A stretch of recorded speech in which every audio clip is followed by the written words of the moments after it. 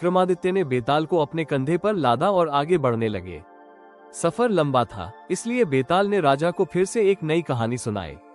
बेताल कहता है, ये कहानी है विधवा भागवती और उसकी बेटी धनवंती की। भागवती के विधवा होने के बाद उसके पति के रिश्तेदार उसका सारा धन लेकर भागवती और उसकी बेटी को घर से निकाल देते हैं। इसके बाद दोनों माँ बेटी दूसरे नगर के लिए निकल पड़ती हैं।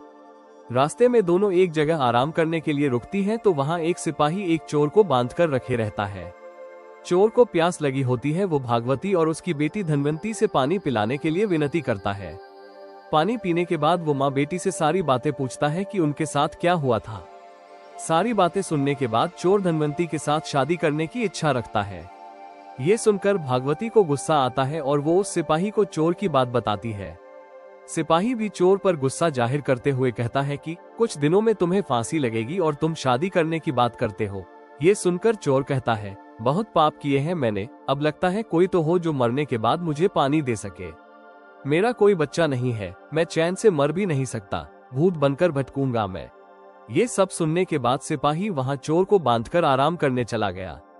सिपाही के जाने के बाद चोर भागवती और उसकी बेटी धनवंती को अपने छिपाए धन के बारे में बताने लगा। उसने कहा, अगर आप अपनी बेटी धनवंती की शादी मेरे साथ कर देंगी तो मैं आपको अपने छिपाए धन के बारे में बता दूंगा। मेरे मरने के बाद आप दोनों उस धन के साथ अपनी पूरी जिंदगी आराम से बिता सकेंगी। उसकी बात सुनकर दोनों सोच में पड़ गई।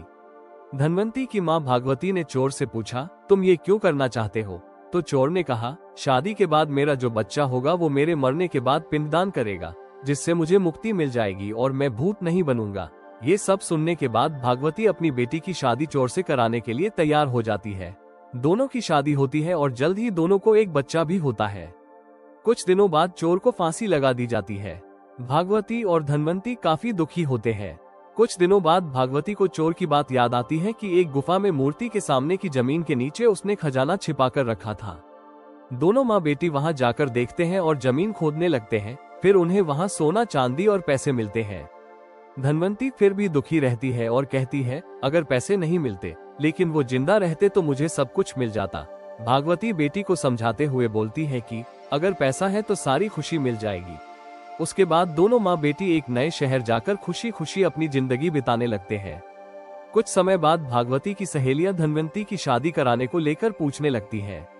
भागवती कहती है, मुझे अपनी बेटी की शादी तो करवानी है, लेकिन लड़का ऐसा होना चाहिए जो घर जमाई बनकर रहे। फिर कुछ वक्त बाद एक पंडित लड़का उनके घर आता है, जिसके सामने भागवती अपनी बेटी धनवंती के शादी का प्रस्ताव रखती है। उनका बड़ा घर और पैसे देखकर वो लड़का लालच में आकर शादी के लिए हाँ कर देता है। वो कुछ वक्त तक उनके साथ रहता है और उनका भरोसा जीतने के बाद एक रात घर के सारे गहने और पैसे लेकर भाग गया। इस दुख में धनवंती की माँ भगवती की मौत हो गई और धनवंती गरीब और अकेली हो गई। उसके बाद वो उस शहर से अपने बच्चे के साथ दूसरे शहर निकल पड़ी। समय बीतता गया और धनवंती किसी तरह अपना गुजारा करने लगी। धीरे धीरे धनवंती का बच्चा भी बड़ा होने लगा। एक दिन दोनों माँ बेटे रास्ते में भटक रहे थे कि इतने में उन दोनों की नजर एक राजकुमार पर पड़ी, जिसके गले को एक अजगर ने जकड़ रखा था। धनवंती के बेटे ने उस अजगर को काफी मुश्किलों के बाद राजकुमार के गले से निकाला, लेकिन अफसोस तब तक राजकुमार की मौत हो गई थी। इसी बीच राजकुमार के पिता, जो कि उस राज्य के राजा थे, वो वहां पहुंच गए। बेटे की मौत से वो काफी दुखी हुए, लेकिन धनवंती के बेटे के साहस को देखते हुए राजा ने धनवंती के बेटे को गोद लेने का फैसला किया। धनवंती और उसका बेटा महाराज के यहाँ रहने लगे।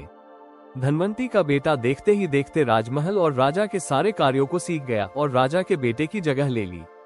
राजा की उम्र बहुत ज्यादा हो गई थी और कुछ वक्त बाद राजा की मौत हो गई। राजा ने मरने से पहले धनवंती के बेटे को सारा राजपाट सौंप उसे राजा बना दिया।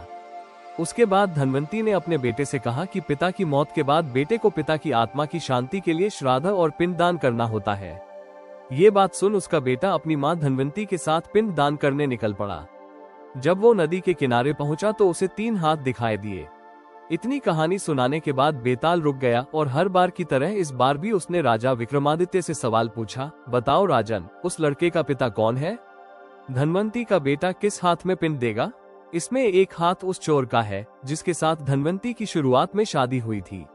दूसरा हाथ उस आदमी का है जिसने धन की लालच में धनवंती से विवाह किया था और तीसरा हाथ उस राजा का जिसने धनवंती के बेटे को गोद लेकर अपने बेटे की तरह रखा था। विक्रमादित्य ने जवाब दिया, उस लड़के का पिता वो चोर है जिसने धनवंती से पूरे रीति रिवाज के साथ शादी की। दूसरे व्यक्ति ने लालच में धनवंती से शादी की थी और राजा ने बस अपना काम किया था। चोर ही धनवंती का असली पति और उसके बेटे का पिता है, क्योंकि उसने धनवंती के लिए बिना किसी स्वार्थ के मरने से पहले धन छोड़ा ताकि वो खुशी से आराम की जिंदगी बिता सके। ये सुनते ही बेताल बहुत खुश हुआ और वापस घने जंगल में उसी पेड़ पर जाकर उल्टा लटक गया। कहानी से सीख, जो इंसान बिना किसी स्वार्थ के कोई काम करता है उसे कभी न कभी अच्छा फल जरूर मिलता है।